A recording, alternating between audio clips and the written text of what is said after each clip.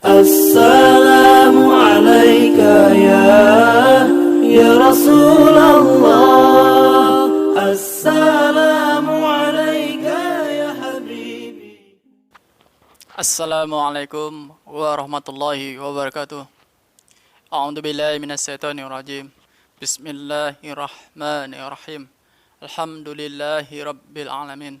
Wassalatu wassalamu ala asrafil anbiya'i wal mursalin wa ala alihi washabbihi ajma'in. Amma ba'd. Qala Allah ta'ala fi Qur'anil Karim. A'udzu billahi minasyaitonir rajim. Bismillahirrahmanirrahim. Sabiqu ila maghfiratin min rabbikum wa jannatin arduha ka'ardis samai wal ard uiddat lil ladzina amanu billahi wa rusulihi dzalika fadlullahi yu'ti man yasha wallahu dzul fadlil azim. Shadaqallahul azim. Segala puji bagi Allah Subhanahu wa taala, Tuhan semesta alam yang masih memberi kesempatan kita sampai detik ini untuk beribadah kepadanya. Dan juga salawat beriring salam kita sampaikan kepada Nabi besar Muhammad sallallahu alaihi wasallam. Allahumma shalli wa sallim ala sayyidina Muhammad.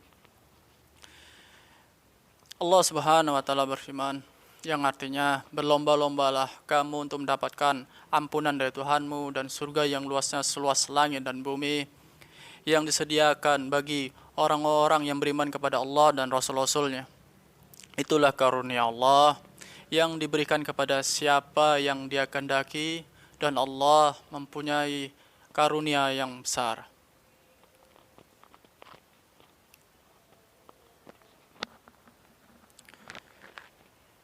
Allah Subhanahu wa taala dalam hal ini memotivasi kita sebagai hamba-hambanya, terkhususnya hamba-hambanya yang beriman, untuk terus berupaya sebaik mungkin untuk mencari karunia Allah Subhanahu wa taala. Dan berbicara tentang berlomba-lomba tentang amal ibadah, kita semua pasti sepakat para sahabat itu semuanya mereka adalah manusia yang benar-benar menjalankan perintah Allah Subhanahu wa taala dengan semaksimal mungkin. Dan kita juga sering mendengar kisah tentang mereka yang saling berlomba-lomba, bahkan saling mengundi gitu. Saling mengundi untuk mendapatkan satu amalan. Banyak para sahabat. Salah satu contohnya adalah Umar dan Abu Bakar yang paling sering kita dengar gitu kan. Perlombaan ataupun ya persaingan antara mereka untuk beribadah, untuk mendapatkan amal yang lebih baik dari yang lainnya gitu. Karena mereka semuanya yakin dan percaya bahwasanya setiap usaha mereka yang bersungguh-sungguh itu Allah Maha menyaksikan gitu. Bahkan mereka seperti saya yang bilang tadi sampai mengundi untuk mendapatkan suatu amal. Salah satu contoh amalnya yaitu mendapatkan saf terdepan, atau yang paling sangat diinginkan oleh para sahabat ketika sholat adalah mereka bisa berdiri di saf paling depan dan paling ujung sebelah kanan. Bagi mereka itu tidak ada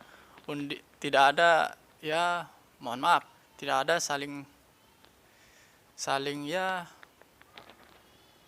toleransi lah gitu ya istilahnya. Tapi ya yang pastinya itu semua untuk mendapatkan cintanya Allah Subhanahu wa taala dalam hal beribadah gitu. Terlebih kita sering mendengar kisah Abu Bakar dan Umar gitu kan. Abu Bakar menyedekahkan sekian gitu, dan Umar pun menyedekahkan lebih besar lagi gitu. Utsman ya, nggak salah Utsman menyedekahkan sebagian hartanya gitu kan. Dan begitu juga dengan Umar gitu kan, tidak mau kalah, beliau menyedekahkan lebih dari Utsman gitu. Dan sangat mengejutkan lagi, sahabat Abu Bakar radhiyallahu anhu, dia menyedekahkan seluruh hartanya gitu. Bagi orang yang awam mungkin, ya kalau bisa seperti itu gitu kan. Kenapa semua hartanya disedekahkan gitu kan? Kebanyakan orang yang, mohon maaf ya, terlebih orang yang tidak suka dengan Islam gitu kan, bisa jadi mereka ya bisa jadi dijadikan kambing hitam gitu. Tengok tuh Islam, sedekah sampai semuanya gitu kan. Mereka saja yang di luar Islam tidak paham gitu, apalah. Mohon maaf, kita saja gitu di dalam Islam tidak paham kenapa hal demikian dilakukan Abu Bakar gitu. Apalagi mereka gitu yang di luar Islam gitu kan. Jadi di sini ingin saya sampaikan sedikit amalan yang tentang si Abu Bakar ini menyedekahkan seluruh hartanya gitu. Sebelum saya mendapatkan penjelasan ini, memang sebelumnya awal-awalnya gitu, saya bisa dibilang termasuk golongan orang-orang yang bisa dibilang belum siap untuk menyedekahkan seluruh hartanya gitu. Akan tapi begitu sampai ilmu kepada saya gitu loh, ada seorang guru, seorang alim ulama menyampaikan kenapa Abu Bakar menyedekahkan seluruh hartanya gitu. Jadi alasannya ternyata gitu, Abu Bakar menyedekahkan hartanya itu karena nanti di hari esoknya gitu, di kemudian hari dia bisa mencari harta lagi gitu. Kecuali kondisinya si Abu Bakar ini sekarat gitu kan, sakit parah gitu, dia tidak boleh menyedekahkan seluruh hartanya, paling banyak sepertiganya gitu, sisanya untuk ahli warisnya gitu kan. Tapi dalam kondisi sehat walafiat, dalam kondisi ya aman sentosa gitu kan, Abu Bakar di kemudian hari masih bisa mencari harta kembali gitu. Jadi ya tidak masalah untuk menyedekahkan seluruh hartanya gitu. Berbicara kembali soal berlomba-lomba dalam hal mencari ridho Allah Subhanahu wa taala gitu. Mendapatkan jannahnya gitu. Salah satu contoh lagi yang seperti saya bilang di awal gitu. Mereka berlomba-lomba untuk mendapatkan sab pertama, dan terkhususnya di ujung sab sebelah kanan gitu kan. Mereka nggak tanggung-tanggung untuk mengamalkan perintah Allah Subhanahu wa taala gitu. Salah satu contohnya sahabat Sya'ban radhiyallahu anhu gitu. Kita semua pasti sudah mengenal kisah tentang di mana seorang sahabat ketika sakaratul mautnya dia bisa dibilang berujar gitu. Kalau istilahnya sih mengigau gitu kan. Istilah orang awam gitu kan, mengigau gitu. Tapi yang pastinya ketika sakaratul maut memang seorang yang beriman gitu, dia ketika sakaratul mautnya ditampakkan oleh Allah Subhanahu wa taala surganya Allah Subhanahu wa taala itu gitu. Jadi ketika ditampakkan oleh Allah Subhanahu wa taala gitu, dikasih tahu oleh malaikat, inilah surgamu. Ini amal-amalmu yang membuat kamu mendapatkan surga ini gitu. Jadi ketika ditunjukkan oleh Allah Subhanahu wa taala melalui malaikatnya gitu kan, disampaikan gitu kisah amal-amalnya gitu. Si Sya'ban radhiyallahu anhu ini bergumam gitu. Kenapa tidak lebih jauh? Kenapa tidak yang baru? Dan kenapa tidak semuanya gitu? Mungkin tidak perlulah saya ceritakan kembali karena teman-teman sekalian sudah paham lah kisah ini gitu kan. Akan tapi satu hal yang unik dari Sya'ban ini gitu, dari saya membaca kisahnya ini, mendapatkan kisahnya ini gitu, yang sangat luar biasa bagi saya gitu loh. Sya'ban ini sudah dikenal oleh Rasulullah sallallahu alaihi wasallam. Allahumma shalli wa sallim ala sayyidina Muhammad. Di Sya'ban ini sudah dikenal oleh Rasulullah, dia selalu berdiri di posisi paling kanan di saat pertama gitu.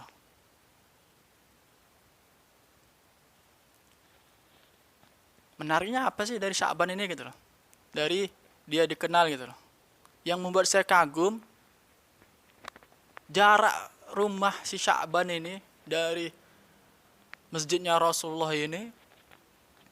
Jadi kan ketika itu si Sya'ban ini tidak sholat, tidak sholat di masjidnya Rasulullah gitu kan. Rasulullah bertanya gitu loh, siapa yang tahu rumah Sya'ban gitu kan. Salah satu sahabatnya tunjuk tangan, saya tahu ya Rasulullah.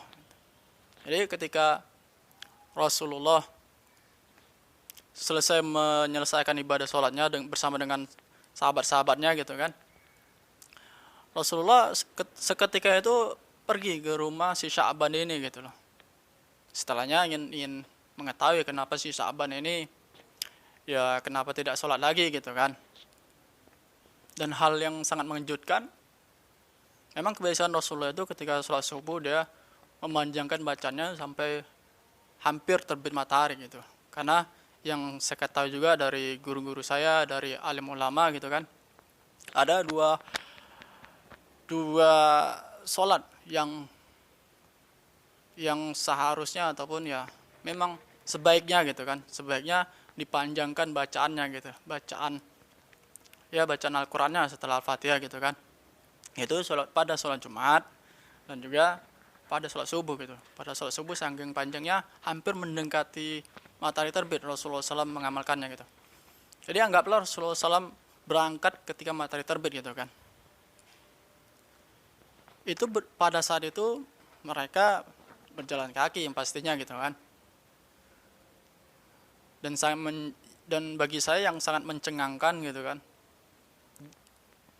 Rasulullah SAW dan para sahabatnya itu berangkat dari matahari terbit sampai ke rumahnya itu masuk waktu duha. Jadi bayangkan gitu berapa jauh jarak rumah Sya'ban radhiyallahu anhu ke masjidnya Rasulullah SAW ini gitu. Walaupun sejauh itu, akan tapi Sya'ban sempat untuk duduk di ujung saf pertama paling kanan gitu. Itulah kehebatan para sahabat gitu. Mereka bersungguh-sungguh untuk mengamalkan segala perintah Allah, untuk mematuhi segala ya perintah-perintah Rasulullah gitu kan. Karena ya memang gitu. Memang seperti yang Allah katakan, sebenarnya kita hidup di dunia ini hanya sementara gitu. Ada yang mengatakan ya kalau kita hidup di dunia ini seperti kita bertemu pada siang hari dengan seseorang gitu loh. Atau pada saat kita hidup di dunia ini sama halnya seperti kita berteduh gitu. Kalau kita berteduh ya berapa lama lah gitu kan. Begitu juga dengan kita berkenalan dengan seseorang, apalagi pada siang hari gitu kan. Paling sepintas saja gitu loh. Jadi mereka para sahabat ini paham gitu loh. Mereka paham dunia ini sementara gitu. Akhirat selamanya gitu kan. Oleh sebab itu mereka berlomba-lomba. Bersungguh-sungguh berlomba-lomba, bahkan mereka sampai mengundi gitu. Sampai mengundi siapa yang bisa dapat di saf pertama gitu. Saf pertama paling terutama di ujung sebelah kanan gitu kan. Sebenarnya sih banyak kisah-kisah tentang para sahabat. Kisah mereka yang sangat luar biasa untuk mencari ridhonya Allah Subhanahu wa taala. Seharusnya kita sebagai umatnya, umat Rasulullah yang dimana Rasulullah SAW sangat mencintai kita. Bahkan para sahabat terdahulu ingin menjadi umat akhir zaman gitu loh. Saking bisa dibilang dirindukannya oleh Rasulullah sallallahu alaihi wasallam. Allahumma shalli wa sallim ala sayyidina Muhammad. Tapi kenyataannya apa yang kita lakukan saat ini gitu teman-teman sekalian. kita beribadah ya seadanya saja gitu kan. Saya tidak melarang beribadah ya seadanya gitu loh. Terkhususnya bagi teman-teman kita yang mungkin bisa dibilang masih tahap awal berhijrah gitu kan. Bagi mereka mungkin masih berat untuk melaksanakan amal ibadah gitu loh. Kan tapi bagi kita yang sudah lama gitu loh, sudah lama berhijrah gitu, apalagi yang sudah lama mengenal Islam gitu kan, kita jarang gitu bersungguh-sungguh beribadah kepada Allah Subhanahu wa taala. Jadi di video kali ini sebagai seorang teman, sebagai seorang saudara seiman gitu loh, sepantasnya saya ingin mengingatkan teman-teman sekalian gitu loh. Mari kita sama-sama memperbaiki amal ibadah kita. Kita koreksi gitu loh. Oleh sebab itu Allah Subhanahu wa taala menyuruh kita untuk beristighfar di waktu asar gitu kan. Di saat-saat istighfar semua alim ulama, semua guru sepakat gitu loh. Bahkan kita sendiri pun merasakannya gitu kan. Ketika kita beristighfar, kita menyadari kesalahan-kesalahan kita gitu kan. Tapi sangat disayangkan jarang sekali kita beristighfar kepada Allah Subhanahu wa taala yang akhirnya membuat amal ibadah kita semakin berkurang dan syukur-syukur ya walaupun berkurang yang wajib-wajib tetap dilakukan.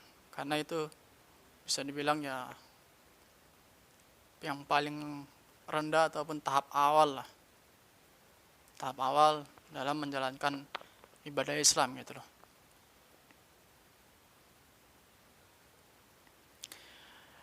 Lalu di sini saya bercerita tentang memperbanyak berlomba-lomba mencari akhirat. Bukan berarti saya anti dunia gitu loh. Tidak. Bahkan bagi saya dunia itu sangat perlu gitu loh. Karena kenyataannya, realitanya gitu kan. Banyak saudara-saudara kita yang bisa dibilang, mohon maaf, mungkin saya salah ataupun saya khilaf gitu kan.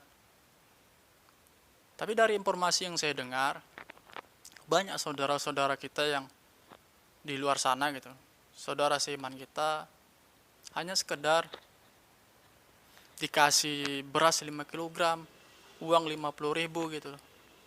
Mereka pindah agama gitu loh. Hal tersebut terjadi kenapa gitu? Yang pasti kan karena ekonomi gitu kan. Oleh sebab itu dunia itu bagi saya perlu gitu loh. Dunia bagi saya perlu untuk menyelamatkan teman-teman kita yang bisa dibilang imannya masih, saya mohon maaf lagi, masih kurang gitu loh. Jadi tugas kita nih, para orang-orang, tugas teman-teman sekalian yang sudah sukses, yang kehidupannya sudah mapan gitu loh, memperhatikan orang-orang yang demikian gitu loh, yang sampai menggadaikan imannya hanya sekedar beras 5 kg, uang 50.000 gitu loh. Dan bahkan juga bagi saya, uang itu sangat perlu gitu loh. Kenapa? Karena tidak kita pungkiri gitu loh. Uang itu dapat merubah segalanya.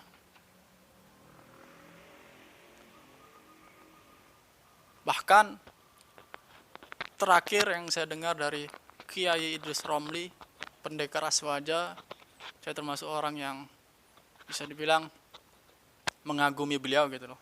Jadi ketika beliau ya berkunjung ke kota Medan, saya langsung bergerak untuk mengikuti majelis beliau gitu loh. Niat hati sih saya ingin membawa istri saya juga gitu kan. Istilahnya ya menggali ilmu di majelis ilmu kan bisa dibilang majelis yang penuh rahmat gitu kan. Akan tapi pada saat itu istri saya dalam keadaan halangan gitu. Walaupun demikian itu tidak mematahkan semangat saya gitu, tidak menghalangi saya untuk pergi gitu loh. Ya sudah, walaupun secara fikihnya kan bisa istri saya itu duduk di di ini kan, di teras gitu kan. Tapi ya sudahlah gitu kan. Pastinya saking karena saya bisa dibilang cukup mengagumi beliau gitu loh, atas segala tindakan yang menjaga Islam ini gitu kan. Jadi beliau kemarin bercerita gitu loh. Yang saya tangkap sih ketika seksi tanya jawab gitu kan. Seksi tanya jawab ada eh, seorang pengunjung bertanya tentang keluh kesahnya gitu loh. Keluh kesahnya tentang peraturan-peraturan yang ada di negara kita ini gitu. Salah satunya ya peraturan yang terjadi di Kementerian Agama gitu. Jadi pada saat itu Kiai Idrus Romli ini menyeletuk gitu loh. Ya mereka bisa mengatur Kementerian Agama ya mungkin karena mereka uang mereka kuat gitu loh. Sedangkan kita gitu. Jadi di situ langsung terbesit dalam perasaan saya gitu loh. Tertanam di dalam pikiran saya gitu. Bahwa uang itu perlu gitu. Uang itu perlu ya jangan sampai karena kelemahan ekonomi kita gitu loh. Kita menjadi kelompok yang bisa dibilang terpinggirkan gitu. Kan na'udzubillah min dzalik gitu. Jadi di sini saya menekankan gitu loh. Dunia ini memang disuruh Allah SWT gitu kan. Bahkan ketika kita selesai melaksanakan ibadah, kita disuruh berpencar gitu kan ke buminya Allah SWT ini gitu kan. Berpencar untuk mencari rezeki gitu loh. Karena demikian teman-teman sekalian gitu loh. Bahkan pun kita pernah juga dengar gitu kan. Kemiskinan mendekatkan dengan kekufuran gitu kan. Dan bagi saya pribadi sebenarnya dunia ini pun bisa dijadikan ladang amal gitu. Walaupun memang agak sedikit berat gitu. Agak sedikit berat. Tapi yang pastinya bagi saya orang-orang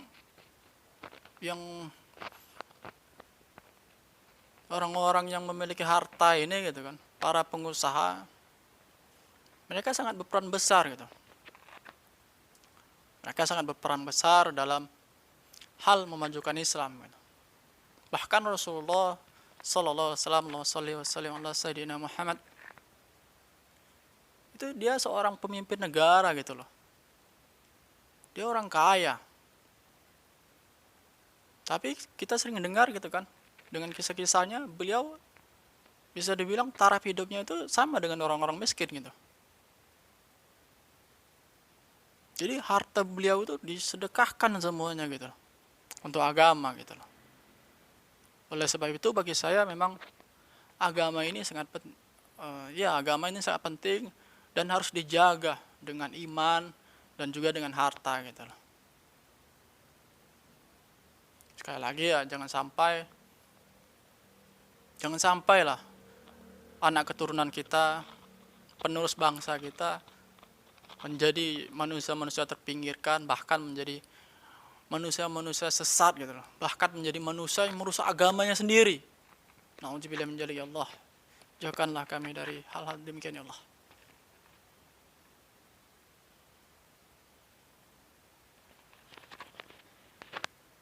Mungkin itu saja yang dapat saya sampaikan. Semoga video yang saya buat ini dapat memotivasi diri kita kembali. Bagi yang para orang-orang kaya memiliki harta berlimpah, tolong perhatikan saudara-saudara kita yang di luar sana, teman-teman kita, tetangga-tetangga kita. Jangan sampai iman mereka tergadai hanya karena sekedar rupiah gitu.